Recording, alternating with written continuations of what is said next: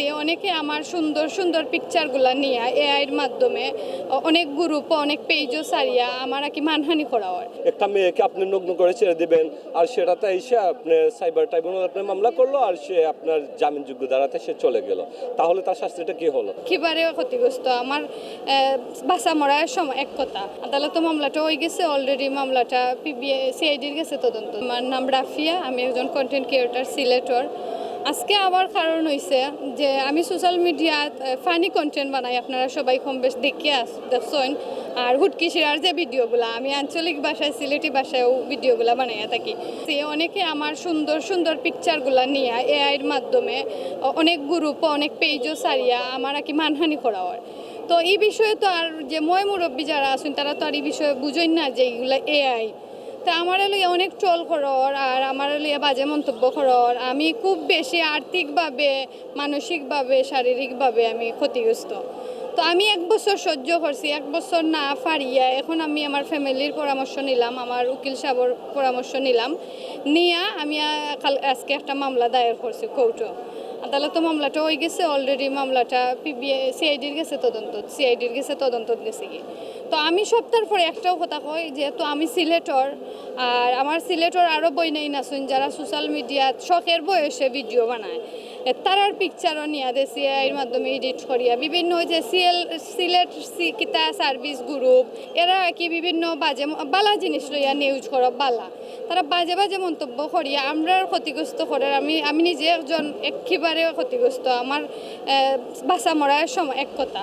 তো আমি একটা দেশবাসীর কাছে বিচার চাই যেন এই যে সাইবার যে এই যে ক্রাইমগুলো যারা করে তারার যেন সুস্থ বিচার আর তাড়াতাড়ি যেন আইনের আওতায় তারা আনা হয়। সাইবার সুরক্ষা আইন 2026-এ দাঁড়া করা হয়েছে, সেটা মাননীয় সাইবার ট্রাইব্যুনাল বিচার করবেন, সেটা মামলাটি সিআইডির তদন্তে আসছে। অনেকে দেখছি সাহস করি কোর্টের মাধ্যমে বা প্রশাসনের কাছে যান না, বাট আমি মনে করলাম যে আমি একটু সাহস করি, আমারটা দেখিয়া যদি অন্যরা সাহস করে অবশ্যই তারা পাইব। আর আমি সপ্তাহের পরে আমার বাচ্চা আছে 2টা, আমার বাচ্চা পড়ালেখা করে, তারার ক্ষতি ওর বেশি, আমার ফ্যামিলির ক্ষতি ওর বেশি। ওটার লাগে আমি না পারতে সাহস করি আইলাম, আমার পক্ষে দেশবাসী থাকতো, আমি যদি ভুল করিয়া থাকি অবশ্যই আমার বিচার হইব, আমার সুস্থ বিচার হইব। আর আমি যদি সঠিক হইয়া থাকি তে আমি এটার শেষ পর্যন্ত আমি এটার বিচার দেখতাম চাই। যারা করে তারারে তাড়াতাড়ি আইনের আওতায় আনা হোক, দেশ থেকে করুক আর বিদেশ থেকে করুক, অবশ্যই তথ্যের পরামর্শ লইয়া এগুলা করা হয়। আমি তারার বিচার চাই। একটা মেয়েকে আপনি নগ্ন করে ছেড়ে দিবেন আর সেটাতে এসে আপনি সাইবার ট্রাইব্যুনাল আপনি মামলা করলো আর সে আপনার জামিনযোগ্য দ্বারাতে সে চলে গেল, তাহলে তার শাস্তিটা কি হলো? যখন বিচার হবে, তদন্ত হবে, বিচার হবে, রায় হবে, তারপরে তার শাস্তি হবে, কিন্তু সে এই অনেক সময় লং হয়ে যায়, তখন অনেক যারা বাদী চলে আসেন, যারা অনেক নারীরা বিচার চাইতে আসেন, ওরা হতাশ হয়ে যান, তখন ওরা বুঝছেন মামলারা হাল ছেড়ে দেন, তখন আর এটা বিচার হয় না, তখন অপরাধীরা পেয়ে যায়। কিন্তু ওই আইনটা পরিবর্তন করে যখনই অপরাধ করবে তখনই এটা জামিন অযোগ্যতে রূপান্তরিত করা ভিন্ন। এইসব থেকে এই বাংলাদেশের মানুষকে মুক্তি দেওয়া সম্ভব নয়।